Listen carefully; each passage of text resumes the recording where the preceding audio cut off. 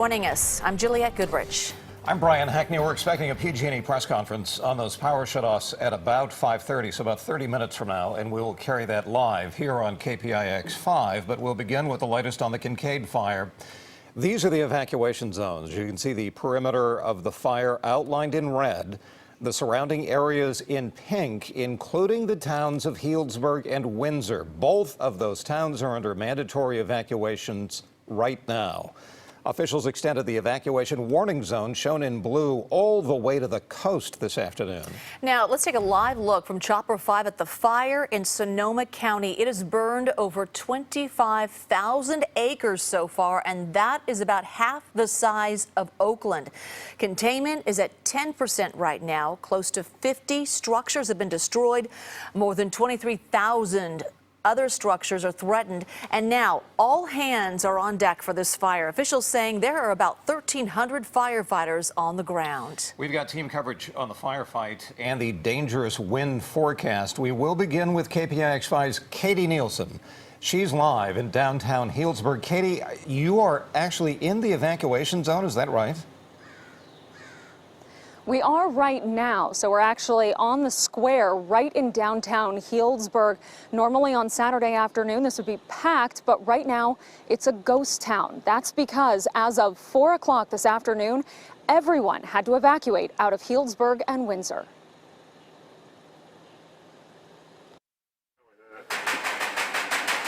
Sheriff's Office. Deputies with the Sonoma County Sheriff's Department went door to door to mark the homes where people already evacuated, while others scrambled to finish packing up whatever they could. You understand that you can't take it all. You just take the things that you figure are going to be more challenging to replace, and the rest of it, you just have to mentally let it go. But how do you explain that to your 6-year-old son? He knows what's going on, and he says the word fire and he thinks about it. The threat of another massive wildfire isn't far from anyone's mind, especially for those who survived the Tubbs fire that threatened the community almost exactly 2 years ago. Everybody's on edge. It's they're saying the fire's right around the corner. It's pretty bad.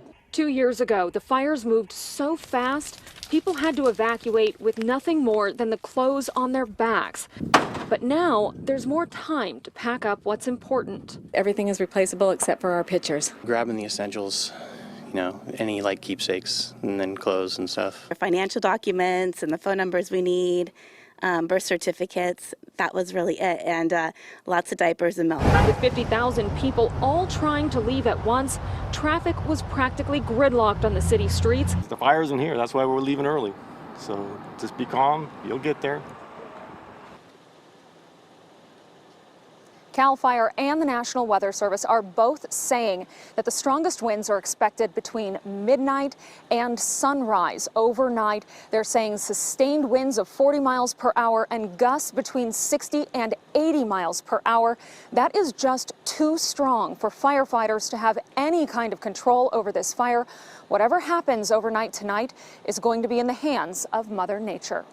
Live in Healdsburg, Katie Nielsen, KPIX 5. All right, Katie, thanks for your reports, and we will check back with you. And as you can imagine, Highway 101 south of the fire zone was packed with cars this afternoon. Tens of thousands of people under those mandatory evacuation orders were told to hit the road and get out by 4 p.m.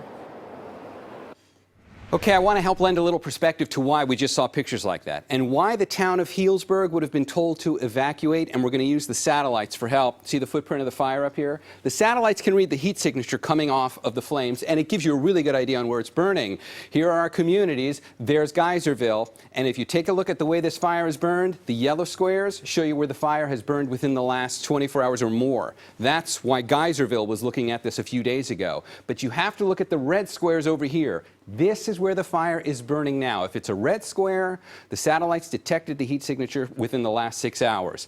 Look at Healdsburg.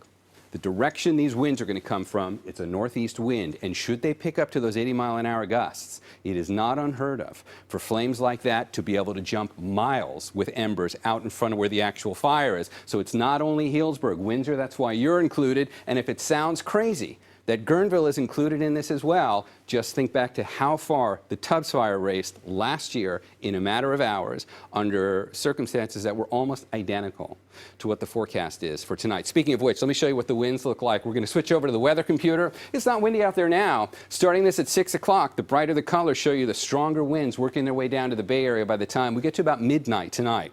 And if we just focus on the North Bay for now, I'll get everybody in the complete forecast, but I just want you to see how this plays out for the North Bay, because there is an important difference here. It's not only those 80-mile-an-hour gusts in the mountains. Look at the potential for Santa Rosa to see gusts to near 50. I want to talk to you about that in more detail coming up in the complete forecast in a few minutes. For now, guys, back over to you.